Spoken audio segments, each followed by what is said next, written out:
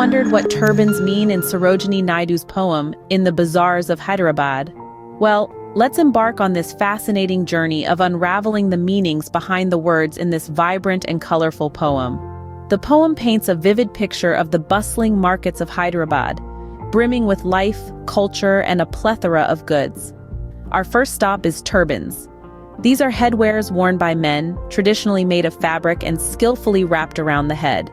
A symbol of honor and respect in many cultures. Intriguing, isn't it? How a simple headwear can carry so much cultural weight. Now let's take a look at some more words from this colorful poem. Starting with brocade, it's not just a fabric, but a richly decorative one. Often woven with colored silks and metallic threads, brocade is known for its ornate raised patterns, giving it a three-dimensional feel. Imagine the intricate designs and vibrant colors of the brocade materials in the bazaars, shimmering under the warm Hyderabad sun. Next, we have mirrors with panels of amber. Here, amber refers to a fossilized resin, cherished for its warm golden color. Picture mirrors framed with these beautiful amber panels reflecting the bustling life of the bazaar. It's not just a mirror, it's a piece of art that captures and reflects the world around it. Moving on to daggers with handles of jade. Jade is a precious stone, usually green in color, and highly valued in many cultures. So these are not just any daggers. They are small knives with handles crafted from jade. Imagine the cool, smooth texture of the jade handle as you hold the dagger, its blade gleaming menacingly. These daggers are more than just weapons. They are symbols of status and power. Finally, let's talk about saffron. Derived from the flower of Crocus sativus, saffron is known for its bright color and distinct flavor. But it's not just a spice. It's a luxury, a treasure. Picture tiny threads of saffron, their bright red-orange color standing out against the duller hues of other spices, a testament to their high value. It's interesting how these words, brocade, mirrors with panels of amber, daggers with handles of jade, and saffron, do more than just describe objects. They paint a picture, a vivid and vibrant image of the bustling markets of Hyderabad. They bring the bazaar to life, with its colors, smells, textures, and sounds, capturing the cultural and commercial vibrancy of the city. Moving on, we have some words related to food and fragrance. Let's start with lentil. Lentils are a type of edible pulse or legume. They are a staple in many cuisines around the world, known for their rich protein content and versatility. Picture a warm bowl of lentil soup, comforting and nourishing, or a plate of spicy lentil curry packed with flavors. Next, we have sandalwood. It's a fragrant wood often used in perfumes and incense. Its sweet, woody scent is highly prized and has been used for centuries in various rituals and ceremonies. Just imagine a sandalwood incense stick slowly burning, filling the room with its calming aroma. Then we come to henna. Henna is a plant used for dyeing hair, skin, and fabric, producing a distinct reddish-brown color. It's been used for centuries in various cultures for its dyeing properties. Picture a bride's hands, intricately decorated with henna designs, each pattern telling a story. Finally, we have spice. Now, spice refers to aromatic or pungent substances used to flavor food. Spices can range from the heat of chili peppers to the warmth of cinnamon, the tang of turmeric, or the earthiness of cumin. They are the heart and soul of any dish, adding depth, character, and complexity to the flavors. Imagine a spice market, with its myriad colors and intoxicating aromas, a sensory overload that's utterly delightful. So to recap, lentils are a type of edible legume, sandalwood is a fragrant wood used in perfumes and incense, henna is a plant used for dyeing, and spices are aromatic substances that add flavor to our food. Each of these words paints a vivid picture, bringing the bustling markets of Hyderabad to life in our minds. Can you almost smell the sandalwood and spices?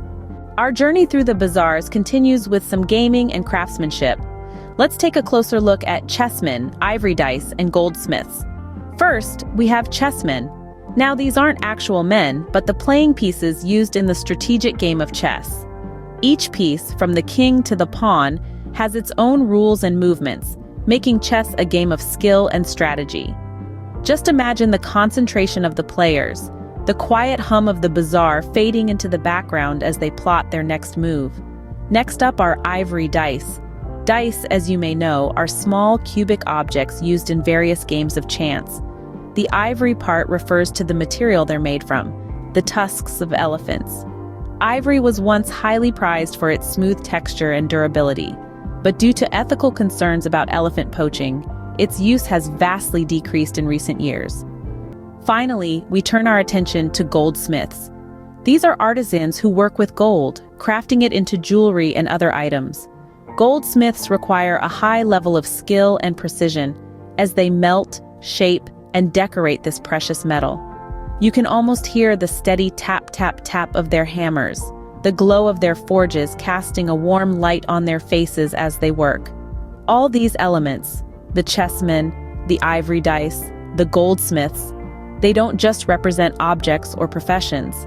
They paint a picture of a vibrant, bustling marketplace full of life and activity.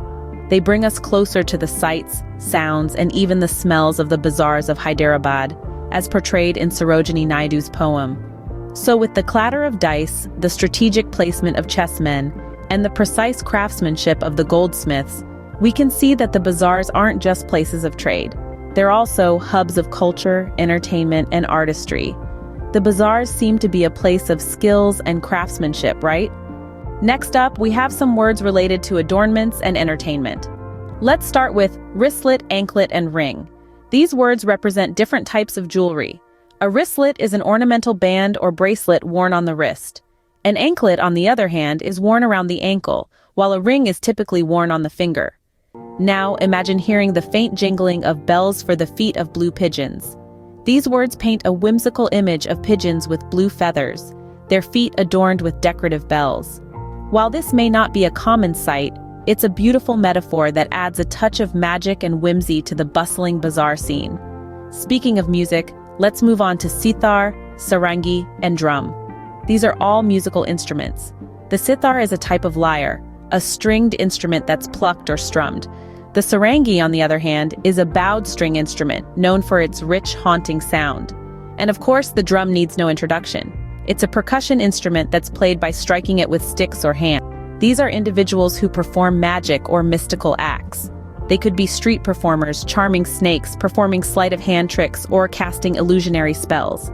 Their presence would have added an air of mystery and enchantment to the bazaar. The markets must have been full of music and magic. We're nearing the end of our journey with some delightful floral words. Let's delve into the phrase, sheets of white blossoms new garnered. Sheets refers to large, continuous pieces or expanses. Here, it's used to describe the vast quantities of white blossoms or white flowers that have been new garnered or freshly gathered. Picture an enchanting spread of pristine, newly picked flowers, their delicate petals still sparkling with morning dew. Now, let's move on to chaplets. A chaplet is a type of garland or wreath, often worn as a decoration around the head. We've learned about turbans, a type of headwear often worn by men, and brocade, a decorative fabric made with colored silks and metallic threads. We've discovered the beauty of mirrors framed with amber panels and daggers with jade handles. We've tasted the distinct flavor of saffron and lentil, smelled the fragrant sandalwood, and felt the deep color of henna. We've played with chessmen and ivory dice and admired the craftsmanship of goldsmiths. We've adorned ourselves with wristlets, anklets, and rings, danced to the music of sithars, sarangis, and drums, and been entertained by the magicians. We've reveled in the beauty of freshly gathered sheets of white blossoms and worn chaplets as decorations. And that's it. We've journeyed through the bustling bazaars of Hyderabad right from the comfort of our homes. Until next time, keep exploring the world of words.